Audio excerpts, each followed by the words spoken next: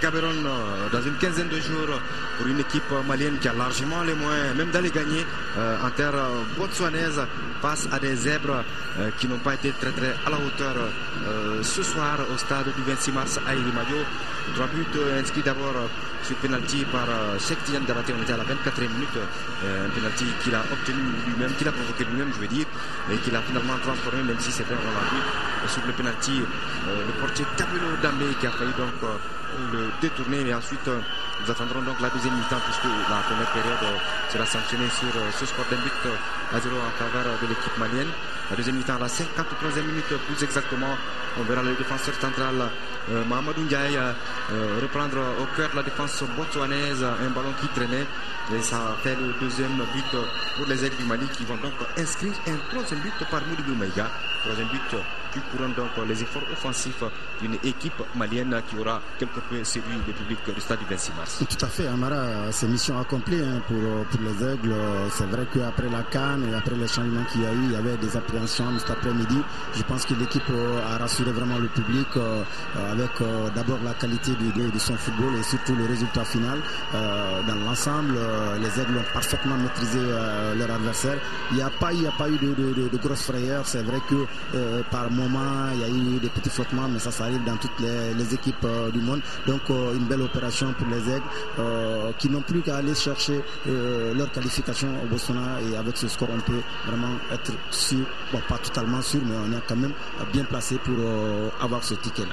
Une équipe des Aigles du Mali au sein de laquelle on a vu des retours heureux de Fousseni Diawara, de Adama Koulibaly Police, de Mahamadou Diaragila, où c'est vrai on a vu tout le monde s'entendre comme l'arbre en foire. Fousseni qui a fait une masse extraordinaire cet après-midi. Gila il a bien répondu, Police il a bien répondu, même si après il a pris un petit coup, donc a été contraint de sortir. Sinon sur l'ensemble je pense que l'équipe s'est bien comportée sur le plan individuel mais aussi collectif. C'est ça qui est intéressant.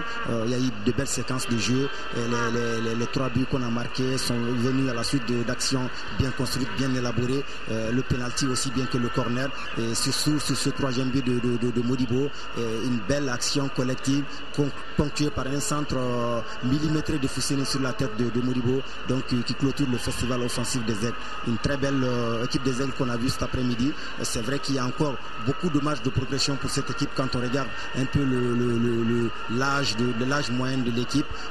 C'est majoritairement composé de jeunes, donc ce n'est que les éliminatoires, il y a encore la phase finale, donc Patrice Carteron a encore du temps pour encore améliorer le jeu de cette équipe, et elle a vraiment de la marge, et je pense que ça peut marcher à la longue. Voilà, une équipe du Botswana, on l'a remarqué, qui a complètement fermé le jeu ici à Bamako et qui va être obligée dans une quinzaine de jours d'ouvrir le jeu si tant est qu'elle veut se qualifier pour la phase finale de la CAN, et cette ouverture va permettre à l'équipe malienne qui, malgré le système défensif de cet après-midi, a placé 3 buts, et l'ouverture qui va donc permettre à l'équipe malienne d'avoir beaucoup plus de possibilités de marquer. Ah oui, absolument. Les Botswanais sont obligés de jouer autrement au match retour parce qu'ils ont d'abord 3 buts à remonter, ensuite ils vont jouer devant leur public, donc ils vont pas continuer à jouer regroupés derrière. Ils vont prendre des risques, et je sais que ces risques-là vont certainement permettre aux Aigles de faire quelque chose. Voilà, merci Souleymane Bobo Tunkara du quotidien national L'Essor. On va rendre l'antenne à Khalifa Nama Traoré et à son invité pour les analyses de fin de match. Merci à tous et à toutes, et à très bientôt sur l'ORTN.